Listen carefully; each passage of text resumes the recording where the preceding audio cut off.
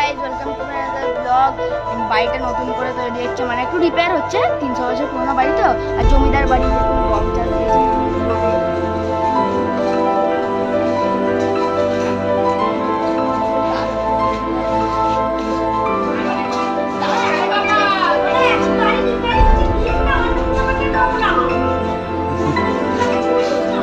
এটাও Guys, আমরা almost চলে এসেছি। এখানে প্লাস্টার হয়ে গেছে।